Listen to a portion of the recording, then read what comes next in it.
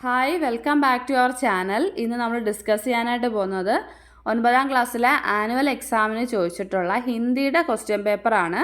അതിൻ്റെ first part നമ്മൾ already upload ചെയ്തിട്ടുണ്ട്. അത് കണ്ടതിന് ശേഷം ഈ വീഡിയോ കാണുക. ആദ്യത്തെ ക്വസ്റ്റ്യൻ നോക്കാം.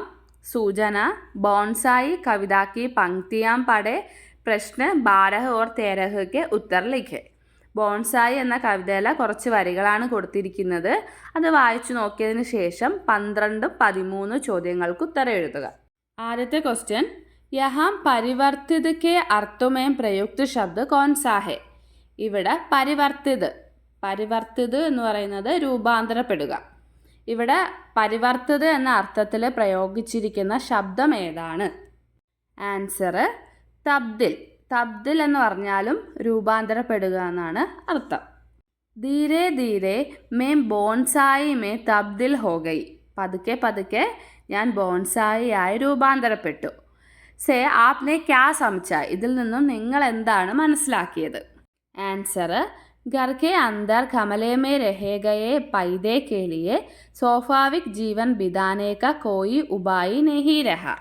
വീട്ടിനുള്ളിലെ ചെടിച്ചട്ടിയിൽ ഇരിക്കുന്ന ചെടിക്ക് അതിൻ്റെ സ്വാഭാവിക ജീവിതം നയിക്കാനുള്ള ഒരു വഴിയും ഉണ്ടായിരുന്നില്ല. വഹ് ബോൺസായി കാ രൂപ് സ്വീകാർ കർണേ കെ ലിയ മസ്ബൂർ ഹോ ഗയ. അതുകൊണ്ട് തന്നെ അതിന് ബോൺസായിയുടെ രൂപം സ്വീകരിക്കാനായിട്ട് നിർബന്ധിതനായി.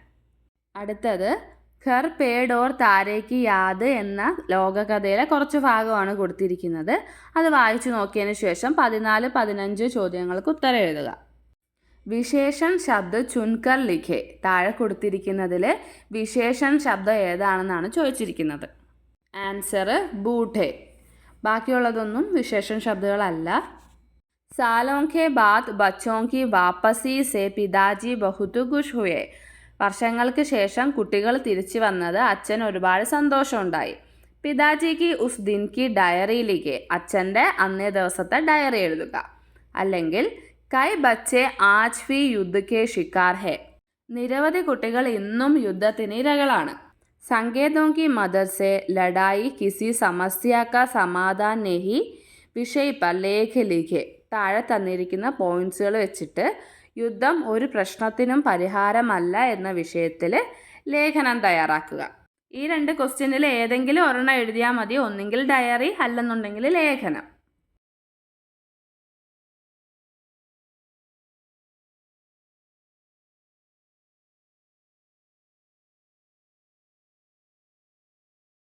അടുത്തത് രാജ ഓർ വിദ്രോഹി എന്ന നാടകത്തിലെ കുറച്ച് ഭാഗമാണ് കൊടുത്തിരിക്കുന്നത്.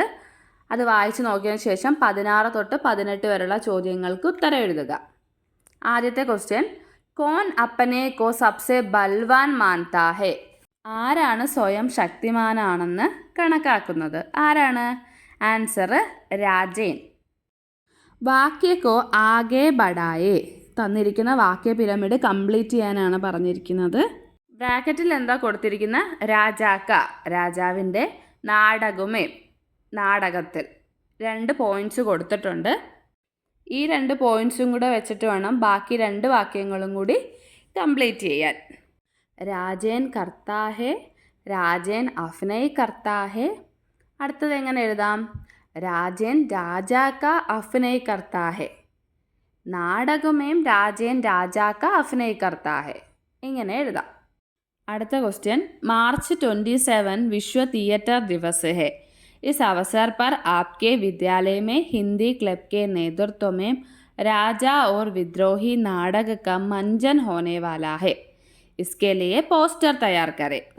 മാർച്ച് 27 തിയേറ്റർ ദിവസം ആയതുകൊണ്ട് നിങ്ങളുടെ സ്കൂളിൽ ഹിന്ദി ക്ലബിൻ്റെ നേതൃത്വത്തിൽ ഈ രാജ ഓർ വിദ്രോഹി എന്ന നാടകം അവതരിപ്പിക്കുകയാണ്. അതിന് വേണ്ടിയിട്ട് ഒരു പോസ്റ്റർ തയ്യാറാക്കുക.